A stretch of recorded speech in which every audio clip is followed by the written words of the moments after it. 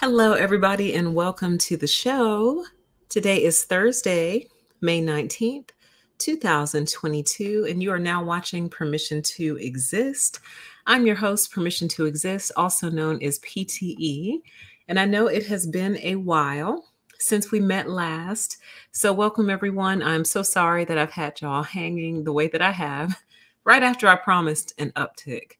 See, this is why I try not to promise. Try not to promise a production schedule because I don't know. I don't seem to be able to do it when I make those promises, but when I don't make promises, it seems like I can just like pump it out. So, at any rate, here we are. Welcome, everyone. Welcome to the show. It's good to see all of you. Welcome to everyone in the chat.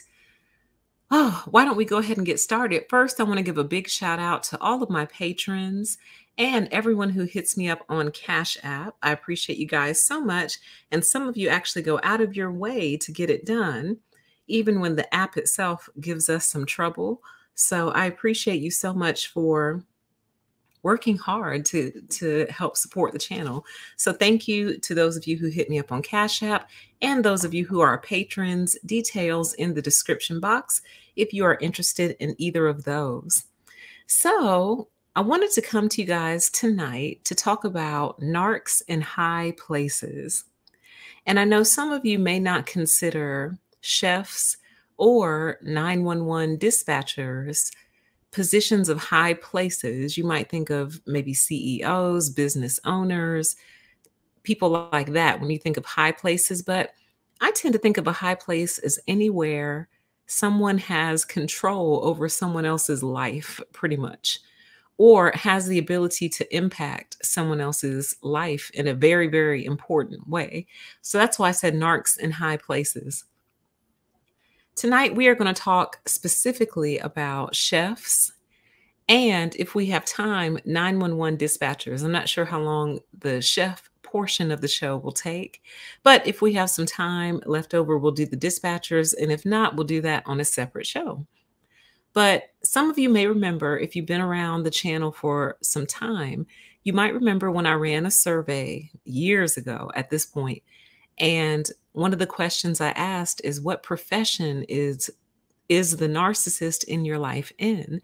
And one answer that came out a lot, and it was actually one of the top answers, was they were professional chefs, either professional chefs or chefs, one or the other. And I remember being surprised by it, and I mentioned it before here and there on different shows. Well, earlier this month, on May 9th, an article was published on the Huffington Post. And I want to share that article with you, and we're going to talk through it. And we're going to read through some of the comments that, for whatever reason, crack me up. The comments on this article really, really make me laugh. But before I share it, you know, Huffington Post has taken on a very distinct voice, if you will. So what am I trying to say? What am I trying to say? I think what I'm trying to say is the point of the article that I'm getting ready to share with you is not the focus on race.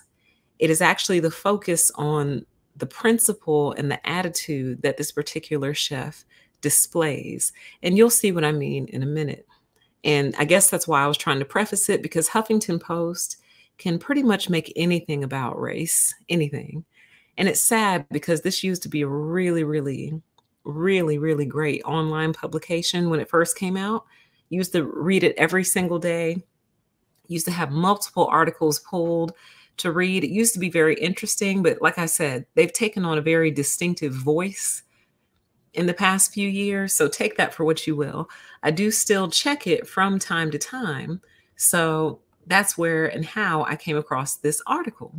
So the title of this article is Why BIPOC Chefs Are Rolling Their Eyes When You Demand Substitutions. For anyone who does not know, BIPOC stands for Black, Indigenous, and People of Color. And it's a term specific to the United States intended to center the experiences of Black and Indigenous groups and demonstrate solidarity between communities of color. So when I preface this by saying this is actually The article is about like race and ethnicity, sort of, kind of, but you'll see why I pulled it out to highlight how chefs think. Because for the longest, I was very confused by the notion that a chef would be narcissistic. I just didn't understand how. I didn't understand why. Like how or why would that even happen? What do they have to be narcissistic about? What, whether or not people like their food, whether or not they thought it was good? Like I was trying to figure that out. Well, I think I figured it out, at least to some extent. So we're going to look at this first. Then we're going to take a look at the way a 911 dispatcher behaved right after the most recent incident in Buffalo. And again, if we run out of time, then we'll just do that on a separate show. So welcome everyone as we jump right into it.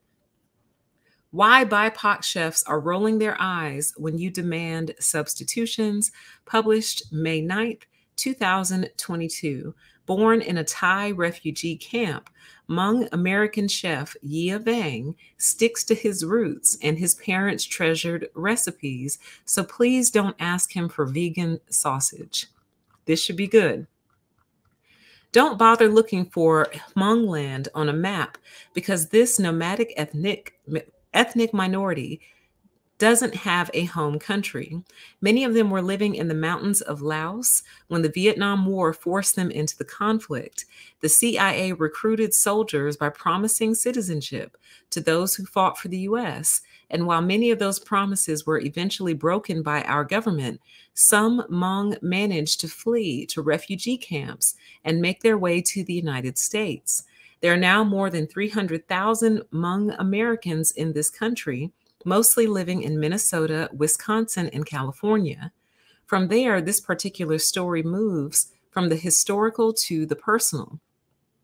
Two of those refugees were Nia and Pong Vong, who settled in the upper Midwest to raise a family of 7 children. One of their sons, Yia, has gone on to found Minneapolis's Union Hmong Kitchen and to be nominated for multiple James Beard Awards. In this Voices in Food story, he tells Julie Kendrick about being ashamed of his mom's cooking when he was a kid, yearning for Lunchables and Sunny D, and finally coming full circle to tell the story of his parents and his people through their traditional recipes. What to expect from Hmong food? My people are nomads and storytellers. We've lived all over Asia and now the rest of the world, and we've taken the best parts of many other culinary cultures and added our own spin to it. Our cuisine definitely draws on the flavors of the Southeast Asian countries that we've traveled through. I cook the food I grew up eating, shared mains, bright veggie sides, and bold sauces like the Tiger Bite sauce and Mama Vang's hot sauce. My mom makes that one herself, and she won't share the recipe with me.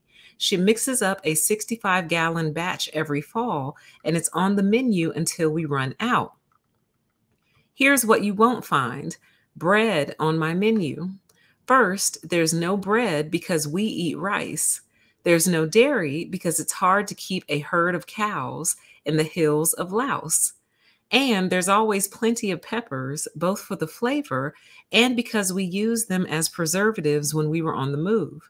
But most important, in every bite you eat, you'll be aware of the story of our people, because stories are what really matter to us. Our cultural DNA is woven into the food we eat, and it tells you who we are as long as you're paying attention. Why I'll never make a vegan version of my dad's Hmong sausage recipe. Last year, I wrote a Facebook post that went viral and was eventually reprinted as an opinion piece in Minneapolis's Star Tribune. In it, I talked about the mixed message often given to Black, Indigenous, and other people of color in the restaurant industry. I wrote, quote, "What has been said publicly is be who you are and don't change for anyone. But when you ask us to make changes to dishes that have deep, deep meaning to us, what you're really saying is, please, can you change who you are to be authentic enough for my pleasure and palate because I'm uncomfortable meeting you where you are when it comes to your food, end quote. Now that I've had some time to think about it, I have a simpler answer too. I won't change the way I make mung sausage because it's not the way my dad makes it and it wouldn't taste the same. I understand that people want what they want and that they're often unaware of the incredible privilege we have around food in this country. I've had enough of the narrative that runs like, we support you and your brown skin, but now can I get a vegan version of that? Hold the hot sauce? How to eat a cuisine that's unfamiliar to you. We've all lost so much of our respective cultures by catering to the white palate because we have to make a living. But if I go into a BIPOC restaurant, I don't want them to change anything, and I'm not going to present them with a long list of dietary preferences. I try to stay quiet and listen to the cooks, listen to the other people eating there, and I don't try to compare it to something else. I can't tell you how many times people hear that we lived in Laos, and then they say, great, I love pad thai. Pad thai is great, but it has nothing to do with me. And when you tell me that, it means that before you've eaten this food, you've made a judgment. People say they're open-minded, but sometimes their hearts are closed, you know? Food is a universal language, but are you really truly listening? And there he is as a young man, a young boy. Then the article gets really, really interesting. He said, why I used to dream of being William, the kid who ate Lunchables. My favorite meal my mom made was braised squirrel, but I definitely did not tell that to my all-white classmates when I was growing up in Wisconsin. I never talked about the food she cooked because I was so embarrassed by it. Instead, I can remember falling asleep every night and wishing I could be named William, which seemed like the perfect name to me. It sounded really, really white, and everyone would be able to spell it and pronounce it. My mom used to try to pack sticky rice, grilled meat, and hot sauce for lunches, but all I wanted was Lunchables, that in a container of Sunny D. Man, I used to think that was the best possible food on earth. My life since those days has really been a redemption road. I used to be ashamed that my parents didn't speak English and had weird names. Now I've come full circle and I get to express my love and respect for all the sacrifices they made coming here. I can't wait to wake up every morning and tell the world about who they are and to use food as a vehicle to share the life story of two of the greatest parents a kid could ever have. I feel like I'm just a quill, a useless feather that can fly away on the first gust of wind. My parents are the ink. I've taken what I've learned from them and created a story with it, okay? So then it just goes on to him talking about the award that he got nominated for and then how he chose to name his restaurant, okay? And to me, these two portions don't really get into the whole reason why we're here. I will link this article for you once the show is over if you want to go read it yourself. So I have several thoughts. I have multiple thoughts regarding this, okay? Multiple thoughts.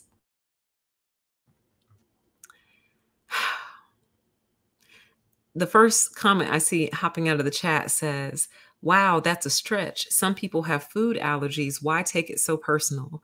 I mean, I think you summed it up perfectly. Like, I really think you kind of, you summed it up because it's like, wow, wow. Okay. So there's a couple things I wanted to pull out of here. First, there's the ongoing conversation currently in our economy. We've talked about it a lot here. We've also talked about it over on my other channel, Pettynomics, which you can find a link to in the description box through the link tree, where restaurant owners of everyone, I'm including everyone. This article is focusing on BIPOC, but I'm including all races, all ethnicities, all nationalities, but specifically here in America. So no matter what type of restaurant you are, specifically here in America, the complaint has been, essentially, why won't you come spend your money with me? you're killing me, basically. I just opened up this vegan restaurant. You're not vegan, so you're killing me. I just opened up this seafood restaurant. You don't eat seafood, so you're killing me. I just did all this stuff for you. You won't come shop with me, so you're killing me. So there's the conversation of how much do I owe you, honey? How much of my personal economy belongs to you, basically? Because if I don't eat with you, if I don't spend my money with you, then your restaurant ceases to exist. So we've had this conversation a lot on this channel because I think it's a very important conversation, because I think it really highlights ultimately who's responsible for what and who's accountable for what. It's like, yes, you open that restaurant, but do I actually do I have to come eat there? Is it my responsibility to keep you in business? And vice versa. You see what I mean? You opened this restaurant, it was kind of your idea. So you had to know that there was a possibility that it would fail.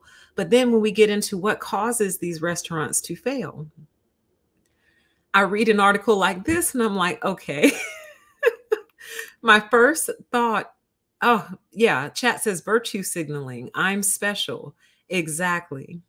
It's kind of like my first thought is, it's not that I don't understand the point that he's trying to make. Like if you come into a Hmong restaurant and by the time you're through modifying your dish, it's basically like, what is it? Big Panda, Giant Panda, Panda Express. You came into a Hmong restaurant, and by the time you're finished modifying it, it looks like something you bought from Panda Express. So why did you come into a Hmong restaurant? I get that. But at the same time, like, aren't you happy that you have a patronage? Aren't you happy that people are coming to you? Like, it's so weird because I kind of get the tug of war a little bit. It's kind of like, well, this is what we serve here. So oh God, it's so complicated. That's why I wanted to talk it out with you guys. It's very complicated, but at the same time, it's not like he's offering it for free or offering it for entertainment. People are paying for it. So how much wiggle room is there? Do you see what I mean? I'll give you a perfect example. It's a silly example, but I think it's perfect. So I really like cheesecake, but I cannot stand canned strawberries on my cheesecake. The ones that come in that little jelly, I think they're so disgusting. I think they have a very distinct flavor. They all taste the same. And I think it's some preservative that they put in that little jam, jelly, whatever that preserves the strawberries. I think it's gross. So I prefer real strawberries on my cheesecake. Like, would that offend you? Is that offensive to you if I say, may I please have real strawberries on my cheesecake, not canned? Is that offensive? And I'm also paying for it. Like, I'll pay if it's more, if you're like, yeah, it's $2 more for real strawberries. Okay, that's fine. So do you see how a simple example can kind of highlight and illustrate the bigger one? But there's a couple things I wanted to pull out of here. And I don't know why this makes me laugh, y'all. I don't. So forgive me if you hear me chuckling, because I just think it's kind of funny. Like, it's what a weird thing to get mad about. Like, I just don't understand. Like, it doesn't sound like anybody was picking on him. It almost sounds like he was picking on himself when he was a child. I'm jumping ahead a little bit, but it seems like a very odd thing to get upset about. It sounds like he's told himself this whole story about what people are thinking when they sit down to eat his food. And it doesn't sound like he's ever actually had this conversation with anyone. So the first thing I wanted to pull out is when he says here, we've lived all over Asia and now the rest of the world, and we've taken the best parts of many other culinary treasures and added our own spin to it. Isn't that what you're complaining about right now? Like, isn't that what you're upset about? That people are trying to add their own little spin to it? But you literally in the first paragraph tell us that the food itself comes from the best parts of other culinary cultures. Then you added your own spin to it. So, like, what? Like, I don't understand. I'm also kind of weirded out at the fact that he seems to think only white people request substitutions. Like, I'm here to tell you for a fact that that's not true. For a fact that only white people request substitutions. Like, that is just not true. I request substitutions and I'm not white. Many people in my family request substitutions at whatever restaurant we're at. For example, like Olive Garden makes a very delicious chicken fettuccine. Well, excuse me, they make a fettuccine Alfredo. And then you have to add the grilled chicken. And then I like to add broccoli in mine. Is that offensive? Is it offensive that I want broccoli in my chicken fettuccine Alfredo? It's delicious.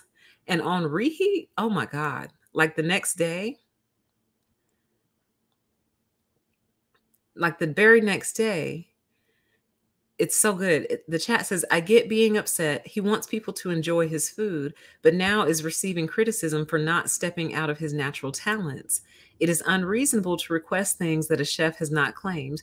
I mean, I suppose, but I do think that there are workarounds. I think that there's a workaround to that. One workaround is simply putting on the menu or on your website, no substitutions. There's several restaurants like that. I can't think of any off the top of my head, but there are some restaurants where they say no substitutions. In other words, we're not going to remake this for you. We're not taking anything out. We're not going to put anything back in. And some will even tell you, this kitchen prepares fish or fish products. So if you have an allergy, you need to know that.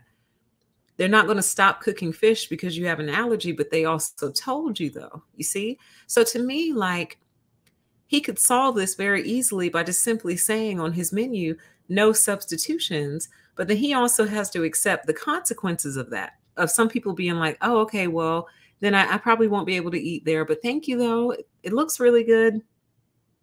You know, you'll eat what I tell you to eat and you'll like it. Okay. But, you know, first things first, he starts right out the gate by telling us that the food itself, the food that he makes, that he doesn't want to change, is basically samples from other cultures where he added his own spin to it. So you change their recipe. Do you think they found that offensive, or do you think they just kind of dealt with it a little bit, you know? Then in that same paragraph, he talks about his mom's hot sauce, but she won't share the recipe with him, which I thought, okay, isn't the whole point of this to kind of carry on the culture, carry on the tradition, keep it authentic, keep it real? But your mom won't give you the recipe to, I guess, the famous hot sauce that she makes, and you're her son. So it's kind of like, well, is she planning on writing it down? Is she going to put it in her will? Because if she doesn't, she will die with that recipe. And that happens a lot in communities here in America, even. People's grandparents refuse to share some recipe because I guess it's just part of their identity. Like, I am the candied yams. I am the stuffing mix. Like, and no one else can make it but me. Like, how selfish could that be? To where it's like, after you're gone, so it's just gone forever. Like, we just won't have it anymore because you refuse to tell anyone the recipe. Why does food make people like this, you guys? Why does food bring this out of people? Like, I just think it's so strange. I think it's very, very strange. I think this is strange behavior. But for a man who's very identified with his culture and wants to share his culture with the world, his mom won't even share the recipe with him. So I thought that was interesting. And I thought that was kind of funny. Like, so mom's hot sauce is going to die when she does. Okay. Then where's the next part that I wanted to, here it is. It's in this next piece here, which I really thought was like, wow, man. I saw someone in the chat say they're kind of reaching. I think you're reaching a little bit here where he says, he wrote, what has been said publicly is be who you are and don't change for anyone. But when you ask us to make dishes that have deep, deep meaning to us, what you're really saying is, please, can you change who you are to be authentic enough for my pleasure and palate because I'm uncomfortable meeting you where you are when it comes to food. Honey, like, mm, wow, man. I just don't think this is what's going through anybody's head when they ask for a substitution or they ask for something different. I don't think they're saying to themselves, I accept you and your brown skin and who you are, but please change who you are to be authentic enough for my pleasure and palate. Oh my God, hot JavaScript. I thought the same thing. I promise you, I thought the same thing. The chat says it's like the rationale of incels. Yes, it is. Oh my God, I promise you, I thought the same thing. I didn't think anybody would be able to connect it. So I just left it alone. I promise you, I thought the same thing. I was like, this guy strikes me as the incel type. Like, it's a weird complaining about something I don't think anyone has ever said. And again, it doesn't, no, he's here in America. His parents came to America. So it's not like people are traveling overseas, going into your actual community and asking you to change the food in your community that they just flew thousands of miles to get to. Like, to me, that's a little crazy. Like, if you go out of your way to immerse yourself in another culture somewhere far, far away and have the nerve to be asking for substitutions, of course, with considerations for allergies and things of that nature. But allergies aside, like, you're going to go immerse yourself in their culture and ask them to change the food for you. To me, that's kind of crazy. Like, they probably would still or whatever, but it's different from you being over here in a literal melting pot. So you're literally in the melting pot. So you have to know that people might have different palates. They might want to taste a different thing. You know what I mean? Or who knows? Because my whole thing is this: the food is going into my body, though. Chat says, I would think that a chef would have thicker skin. And I think what we're discovering is that they don't. They're very, very thin-skinned people. I'm just amazed by it. Like, who is having this conversation? Like, I accept him for who he is, but I need him to be authentic enough for my pleasure and my palate. What? Honey, no, I'm hungry and I'm trying to eat. That's really all it boils down to. I'm hungry and I'm trying to eat. And I don't know how many people can actually eat something that they don't like the taste of. So then that would bring the question, well, why would you go to a Hmong restaurant if you don't like the food? People end up in restaurants for any number of different reasons. You know, do I think it's narcissistic to go around from place to place to place, asking them to alter 100 different things just so you can eat it? I mean, slightly, but at the same time, do you offer it and are they paying for it? Those are always my questions. Is that something that you offer? And if so, are you offering that for free or are they paying for it? And if they're paying for it, then to me, an even swap is not a swindle. The chat says he feels rejected because people want substitutions in the meals that they pay for. What the heck? Yes. But specifically rejected by the white palate. And I'm like, see, that's why I gave that disclaimer on. This is a Huffington Post article, and Huffington Post has taken on a very distinctive voice. And it's kind of like the victim voice, if I'm going to be perfectly honest with you. But anyway, I'm like, honey, white people are not the only ones who ask for substitutions, though. They're not. So how weird. So anyway, having this weird argument in his head with people who probably have never actually said that out loud ever. Like, ever. I wish I could think of a dish that would be a good example of a substitution or something like that. I really can't think of anything. But for example, I know sometimes people substitute the various pasta that comes with the dish. So some people Might swap out the fettuccine for bow tie pasta, which, delicious. Oh my God. They're both good, but have you ever tried chicken fettuccine Alfredo with bow tie pasta? It's absolutely delicious. It's delicious. Absolute chat says, I'm sure he feels rejected by women he prefers too. Perhaps he got turned down by a lot of white women. Probably because you kind of walk into it like, it's weird. And that's why I think it's perfect for this channel specifically and the topic of narcissism, because it's like, I demand that you accept me for who I am, but I don't accept you for who you are. I don't accept you for wanting real strawberries as opposed to canned strawberries, which are disgusting. I don't know why anyone eats them, but you know what? It's your mouth and your body. If you like canned strawberries, okay, that's you. You swallow that, not me. The chat says, I do not like hot sauce.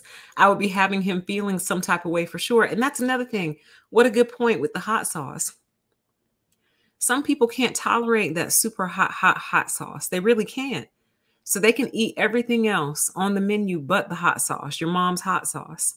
You're going to be offended at that? Like, correct me if I'm wrong, y'all, but doesn't hot sauce interfere with acid reflux? Like, and for whatever reason, I guess the hotter the sauce is, the more it aggravates acid reflux. So if I can't take this smoking hot sauce, I'm offending you now. Do you see what I mean? Like, are they paying for it or not is my question. Because if you're doing it for free, then to me, I kind of get it. And actually, I pulled that one out down here too. Like, who thinks like this? We support you and your brown skin, but now can I get a vegan version of that? Hold the hot sauce? Like, what? I don't even think racist people think like this. It's ulcers. That's what it is, not acid reflux. It's ulcers. It says if people have ulcers, they can't eat spicy food. Thank you. I knew it was something like that. So what if they want to come, they want to support, and they want to eat everything else but your mom's hot sauce? Are you offended now? It's almost like you eat it all or you have totally offended me, which I know is like a thing, or at least it used to be. In certain cultures, like if you don't eat all the food, the chef is offended, which it was narcissistic then too. Like, how can you determine how big somebody's stomach is? And if they can eat all the food that they've been served, what if they're just full, you know? Some people will eat half of it now, and in an hour or two, they'll slam the rest.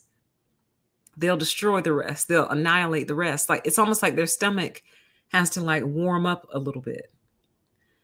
So, but anyway, I don't even think like legitimate racists think like this. We support you and your brown skin, but now can I get a vegan version of that? Hold the hot sauce? Like, who talks like this? Welcome to everyone in the chat. It's so good to see you all. It's great to have you all here. Who speaks this way, guys? Like, if you know someone who honestly says in their mind, we support you and your brown skin, but now can I have a vegan version of that? Hold the hot, like, you already have problems. Like, you already got other issues going on. If this is your first line of thought, I support you and your brown skin, but can I get that fried chicken baked, please? Like, what? What? Like, the chat says he's unable to accept even a tiny, inconsequential complaint or rejection. And I think that gets at the heart of the narcissism in chefs. It appears that, I don't know about all chefs, but it appears that a lot of chefs have this attitude of what I made for you is perfect. It is flawless. There is nothing wrong with it.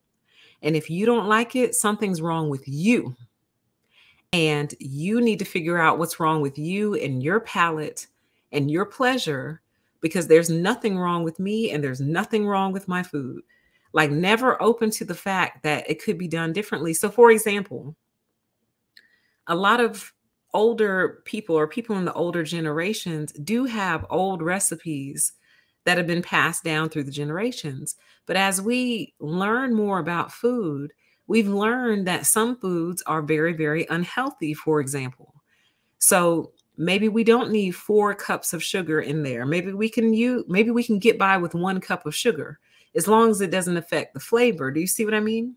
So it's almost like, but if you were to suggest something like that, like you might get your head ripped off, you might get disinvited to the Thanksgiving dinner. How dare you comment on my recipe?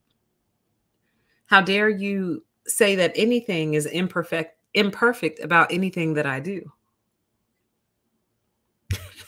The chat says no real person has talked like that if it's not some kind of performance. Like this whole entire article was very, very bizarre to me. But then he goes back to this whole white palette thing. We've all lost so much of our respective cultures by catering to the white palette because we have to make a living. So it sounds to me like he's saying, if I didn't have to cater to these white people, then I could cook how I wanted to cook and I would still be all right. But because I have to cater to white people, I can't make the food that I want to make. And my whole thing, to me, permission to exist would be about, honey, make the food that you want to make, honey. Make it. Somebody will appreciate it. And we're going to see in some of the comments we're going to look at on here, some people, like there was a couple white people in the comments, they said, speaking up as a white person here, I actually like authentic food. I don't like it changed. Like, how are you just going to blanket all white people and blame them for the fact that you won't just be yourself? And he obviously has issues with that. He obviously has issues being himself, because he goes on to tell us how he wishes his name was William and that his mama packed him Lunchables versus just, and I get that it's hard if you're the only ethnic minority in a school full of white people. It doesn't sound like they picked on him because he never mentioned that. All of his fear was in his own head. It sounds like he just has a lot of trouble just being himself. And just telling people, sorry, no substitutions at my restaurant. Like, period. That's what it is. People will work around that. They'll either say, okay, well, I'll give it a shot how it is, or maybe I'll try something else tonight. So, but he goes on and says that we lost our culture by catering to the white palate. Honey, that could be a whole separate topic all by itself.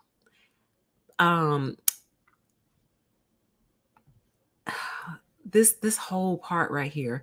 But if I go into a BIPOC restaurant, I don't want them to change anything, and I'm not going to present them with a long list of dietary preferences. I try to stay quiet and listen to the cooks and listen to the other people eating there. And I don't try to compare it to something else. So again, it sounds like he actually has preferences, but he's just stuffing them down and he's listening out to see what other people are doing to see how he should act. And it's like, honey, why don't you just get what you want? Like, he also neglects the fact, like, for example, if the food is to go, if you can get it to go, you don't think people go home and rearrange it how they want it anyway? If they say to you, will you put the hot sauce on the side? You say, sure. And you feel satisfied thinking, yes, they're getting the authentic meal. And they might go home and put your hot sauce to the side and get some of their hot sauce out of their kitchen cabinet. But you'd never know that. Narcs are always worried about the wrong thing, honey. You would never know that they're home switching things out in their own kitchen to be how they want it to be. Like, it's so weird. Then he said, and I don't try to, like, you can tell, this is the incel part right here, by the way. This is where you can really tell that incel is coming out. He said, and I don't try to compare it to something else. I can't tell you how many times people hear that we lived in Laos, and then they say, great, I love pad thai. Pad thai is great, but it has nothing to do with me. And when you tell me that, it means that before you've eaten this food, you've made a judgment. It's like, honey, what? What are you talking about? What are you talking about? So people are trying to make conversations with him, trying to have a conversation. And they say, oh, I love pad thai. He said, pad thai is great, but it has nothing to do with me. Like, wow. Whew. Okay. Like, how would they know? How are they supposed, excuse me, how are they supposed to know all of this stuff about you and they just met you? Like, narcissists expect you to know your whole story, know their whole story when you just met them. Like, you're supposed to be able to walk right up on them and know all of their little issues, all their nuances, their preferences, everything. They expect you to know absolutely everything about them before. Exactly. Chat says he hasn't eaten their food yet he knows all about them. Right. Exactly. You think they have a white palate, like you've made a whole bunch of assumptions about them. But then he says, and when you tell me that, it means that before you've eaten this food, you've made a judgment. Honey, sweetheart, that's just how human beings work. Like if you tell me you own a burger joint, my mind is going to go, ooh, I like burgers. And I'm going to be thinking of all the burgers I've ever had. That doesn't mean I've made a prejudgment about yours. It just means like my brain is just making connections. The chat says he sounds ill. He sounds something. Like what? I really don't think the person who would say to you, great, I love pad thai, is now prejudging your food. If anything, they're just like, oh, okay, yeah, I like pad thai. I wonder if it's anything like that. I wonder if it's better. I wonder if it's similar, Like that's how the human mind works. Like it just makes connections to other things that it's familiar with. Y'all's comments are cracking me up. The comment says, so many restaurants fail. His probably will too. He has a terrible attitude. I bet the employee turnover is sky high. I bet you it is. Pad thai is great, but it has nothing to do with me. And when you tell me that, it means that before you've eaten this food, you've made a judgment. Like, no. People say they're open-minded, but sometimes their hearts are closed. Like, honey, what are you talking about? The chat says he sounds like a narcissistic incel. I feel sorry for the women who work with him. Like, can you even imagine? But it is the same line of logic, though. It's the same line of logic. Same line of logic. I'm so glad y'all brought that up because I promise you I thought that and I was like, nah, I don't think I'll be able to show the connection. I mean, y'all picked up on it instantly.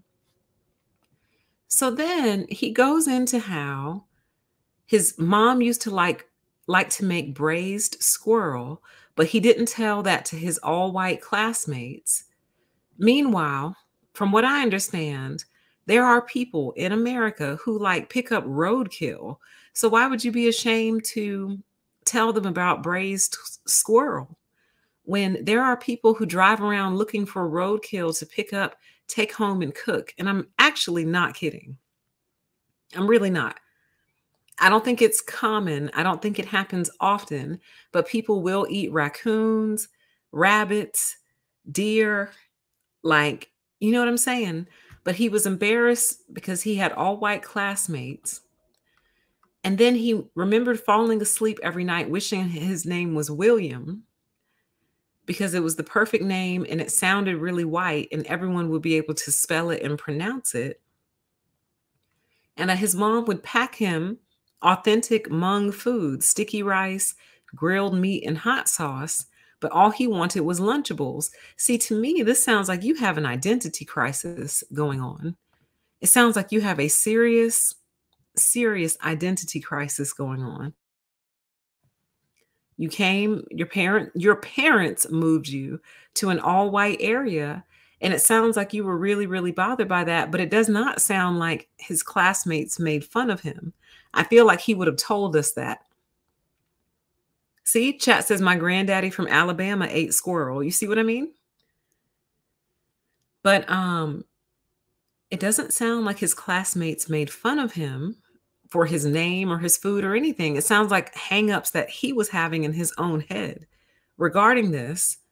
And then he basically goes on to say that he has now come full circle and that his parents shaped him to be who he was. Yes. The chat says so his whole rant is basically projection. Yes. He- Even down here in the parts that I didn't read, he doesn't talk about anybody making fun of him for his name, for his food, where he came from. It doesn't sound like any of those things happened to him. He didn't bring it up. But somehow, like, he has this weird hang up now about not being willing to change his food for the white palate because he went to an all white school where he was embarrassed about his name and the food that he ate. Like, honey, what are you talking about? Like, so anyway, let's read a few of the comments and then I'll give my thoughts on this and then we'll move on to the next story, okay? To the dispatcher story. So I'm only going to read a few of these, but some of them really, really made me laugh. And I thought some of them were insightful. This first one from John Smith, it says, sell what you want and the people who want it will buy it. If someone wants something else, they will go somewhere else. But I really don't see a moral dimension to either choice. And I agree. There's really no moral. It's like he's made this whole moral thing. He's made this whole moral argument about people requesting something vegan or a vegan version or no hot sauce. Like, I don't think it's moral. Either you sell it or you don't, you make it or you don't, and everyone has the right to make their choices. To me, that's kind of what permission to exist is. You have the right to decide that you're not going to change your family's recipes. That is within your rights. People are also within their rights to go somewhere else. And if your restaurant starts to fail, you can't be mad at anyone else for that failure. And there's a good comment coming up that will really illustrate that point.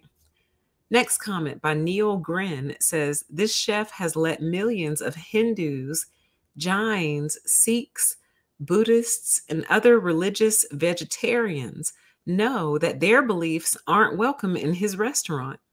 Most followers of those religions are people of color. It's his restaurant, and he's free to refuse any substitution requests that he chooses. He's under no obligation to change his dishes for anyone, but please don't try to frame that position as advocacy for people of color when it shuts out huge numbers of them. Like, what a great point. What a great point. All these different people who practice different religions, who don't eat different things as part of their religious beliefs, you just let them know that they're not welcome in your restaurant because you refuse to change because you used to want your name to be William. Like, I'm so confused. People are very, very, very, very strange. All right, so let's continue. Next one, by Dennis Ketty says, as one that has survived in the restaurant business, if you don't evolve with your customers, you will be out of business. Facts. These are facts. But keep in mind, some of the biggest complainers all throughout these past 2 or 3 years has been the restaurant industry and how the pandemic basically killed them. A lot of them it did. And some you have to wonder, well, why though? Was it really the forces of the pandemic, or is it you and your unwillingness to change, your unwillingness to be different, to evolve, to be something better than maybe you once were? And I'm not saying that customer suggestions make you better or worse, but I'm just saying if a lot of your customers come in and request a certain substitution, well, they're coming in. That's important. They're coming to you. So you have to stay true to yourself, but you also have to be able to know when feedback is good or when feedback is beneficial or when feedback can help customers come back more. Do you see what I mean? You have to know when to take feedback, basically. Next one from Carl Miller. Asking for a vegan version of a meal that's based on sausage is not requesting a substitution, it's asking for an entirely different meal. The people making this request should probably go to a vegan restaurant and find something on the menu that suits them. But if they are wacky enough to make the request, this chef is talking about, are they really doing it because they are, as he says, un- I'm sorry, these comments make me laugh. But if they are wacky enough to make the request this chef is talking about, are they really doing it because they are, as he says, uncomfortable meeting you where you are when it comes to your food? Is it really a racial issue? Or is the wacky customer simply hoping for the flavors of the meal without the pork products? Are they really being racist and privileged for asking? Get over yourself, chef.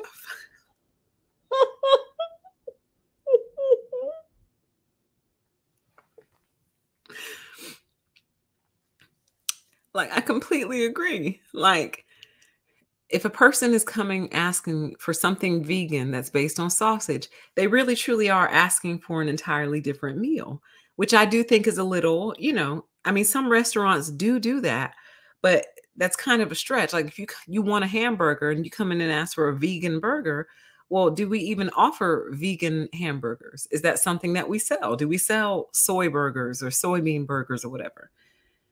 Like, do we sell it? We either sell it or we don't. Like, it's not a huge argument to me. But then it goes on to say, are they really doing it because they're uncomfortable meeting you where you are when it comes to your food? Like, no. Like, no. I don't even think racists think like that. You know how I think racists think? I think, well, number one, I think a lot of racists appreciate good food, no matter who's cooking it. But if they're truly racist, they won't even come to your restaurant. They won't even be there. The chat says he sounds exhausting as a person. Can you imagine an argument with him? Right. Like a true racist, someone who's really judging you and thinking about whether or not you're meeting them at their food, they wouldn't even be there. Okay. They wouldn't be there. They wouldn't come to your restaurant. They wouldn't want to support it with their money. But then they close this one out by saying, get over yourself, chef. Like, that's bringing tears to my eyes. Okay.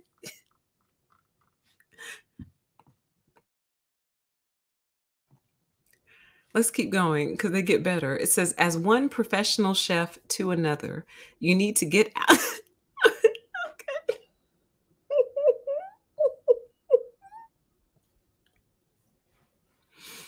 Okay. I can do this because I read it beforehand and I got a grip beforehand. But now reading it live, like tears are coming up in the corners of my eyes. Okay.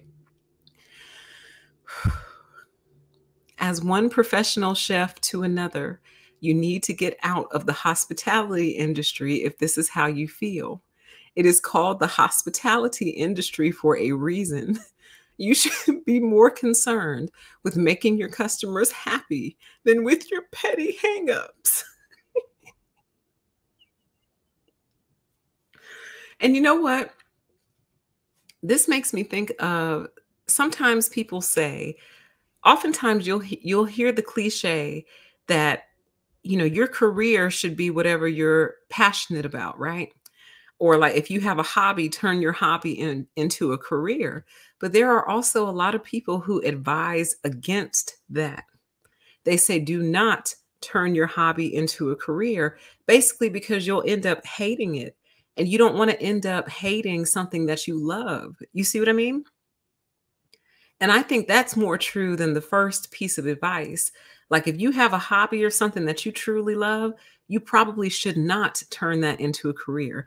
If you happen to make money from it from time to time, awesome.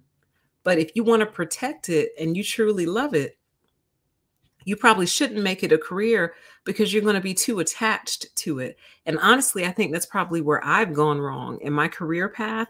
I've always been trying to choose things that I was interested in. And it occurred to me recently, I was like, PTE, maybe you should go for something that you have absolutely no interest in personally, like no personal interest in it. Like you just go and make the money. because anytime there's a personal element to it, you're more invested than you should be, I think. So I think this person said you should be more concerned with making your customers happy than with your petty hangups. Like, yeah, if you want to stay in business, otherwise, you just need to make this a hobby and just make it a hobby thing. Like, don't make it your primary source of income. Like, you just cook Hmong food as a hobby for people. And they just know no substitutions. We don't do substitutions, period. And they just know and understand that. Let's keep going. It's this one says, I think I would be worried to ask for salt or ketchup lest I offend this chef. Rigidity will only get you so far. And what is something we always say about narcissists? They're very, very rigid. Can't change, won't change. Completely closed off to feedback. Like, the person they are is the person you're getting, period. Okay. So this one says, cool story. Are you offended by people with allergy concerns too? And then a person responded and said, I'm not sure where the offended part came in. Can't hear humor. I'm not sure where the offended part came in, but anyone who walks into a Thai restaurant knowing they have food allergies, then the end result is on you and not the chef, which is partially true, but also like there's responsibility on both sides. Like, they should inform people shellfish, nuts, and all that are cooked here. So if you have allergies, this may not be the place for you. Because some people, you can't assume everyone knows what's in Thai food. Like, you can't assume that, you know? The chat says using guilt as a means to coercion is very weird behavior. Yes, it is. Yes, it is. Very weird. And always suspect. Always. Let me see. Is this one I wanted to read? I think so.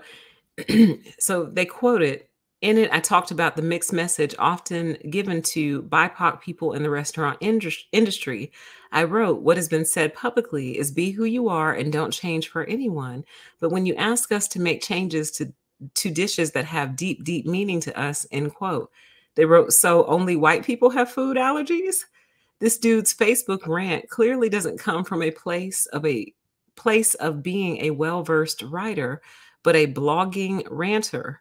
Behaving like white people are the only people who want to modify food literally marginalizes all BIPOC people as ignorant. I doubt that was his attempt, but this is why he should stick to food and not writing. And it's true, though. Like, this one says, no doubt, I'm mixed race and have so many allergies. My partner says I should live in a bubble. Guess I'll just stay under this rock since I have no right to ask for food that I can safely eat. Like, right? Like, okay, here's someone speaking up for white people.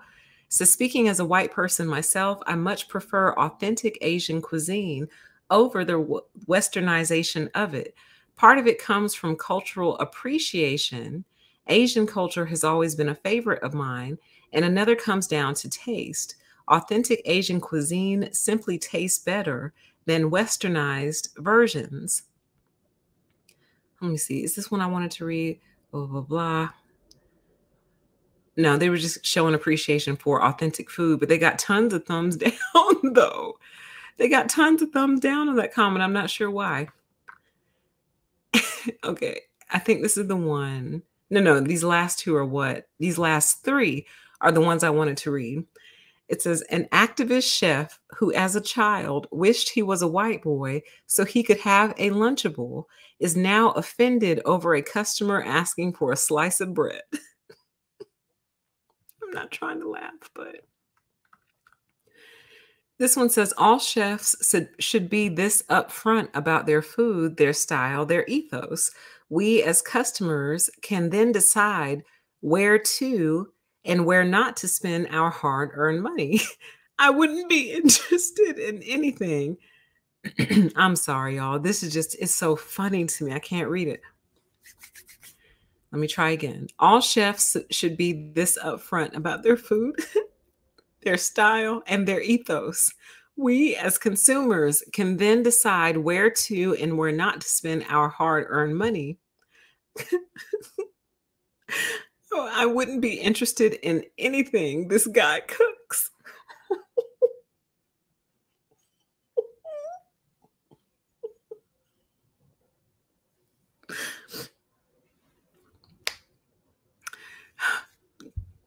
And then the final comment I wanted to share, excuse me, says, if I am paying, then I get what I want. If you want to give it to me for free, I will take a taste and see if I want it.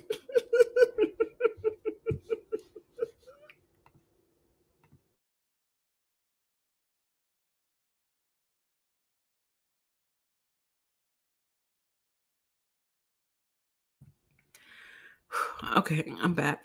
Like literally tears are coming out of my eyes at this point. Okay. But that's period. Like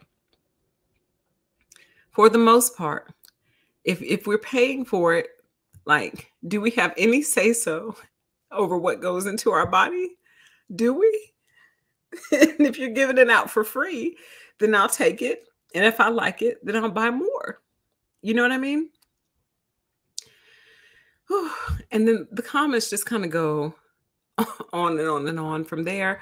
But I will link this article for you in the comments once the show is done. And obviously, you could just go search this title if you wanted to look it up already. The chat says it is really funny seeing an incel narc get their ass handed to them. I mean, seriously, like, what a strange article. Strange because of the weird infusion of like racism that like isn't there, you know? Like his classmates didn't pick on him. They didn't make fun of his name. At least he didn't tell us that they did. They didn't make fun of the food that he ate. He was ashamed of all of those things. He was ashamed of that. And then now he's grown up, grown to appreciate his roots and his culture and his history, and is now basically telling you what he's not going to do and how he doesn't want to make your food substitutions because you have a white palate. Like, listen, there's soul food restaurants all over the place, but there's quite a few here in the Atlanta area. And when I tell you those soul food restaurants are typically filled with white folks, honey, white folks. Okay. Yes, of course, Black people and people of all races go. But typically what I see is ma and pa up in there eating, getting down, and I don't see a whole lot of substitutions happening.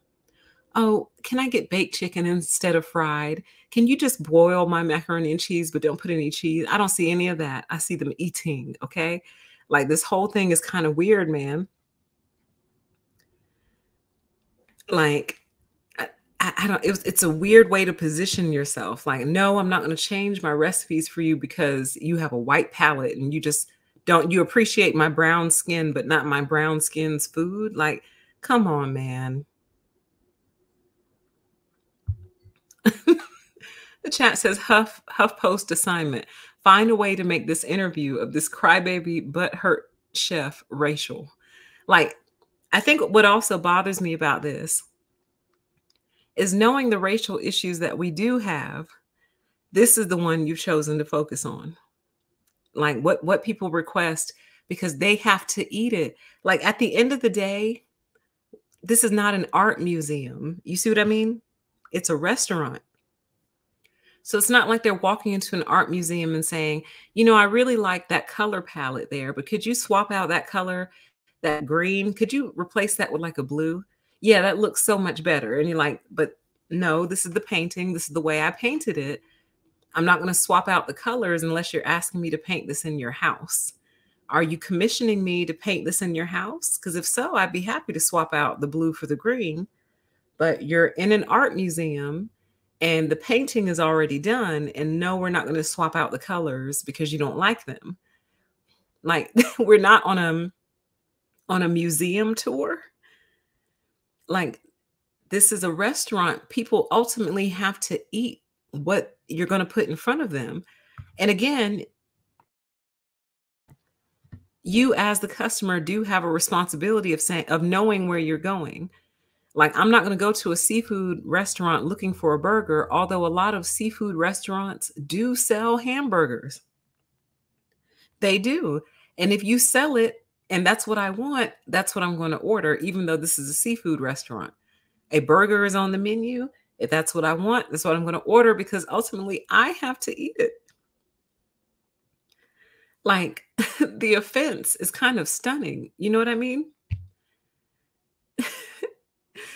It's like, chat says, ma'am, this is a Wendy's. Right. Exactly. Like, I don't know.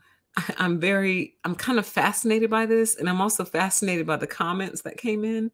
I was really proud because a lot of people didn't really like go for this. Like, yeah, they're being super racist by coming in your restaurant and requesting their white food.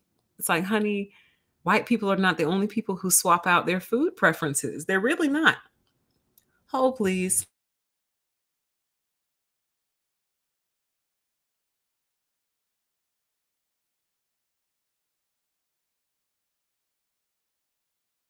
They're really, really not. But now I'm starting to feel away now. I'm like, man, maybe I shouldn't be asking for broccoli in my fettuccine Alfredo. Like, is that offensive to the chef at Olive Garden?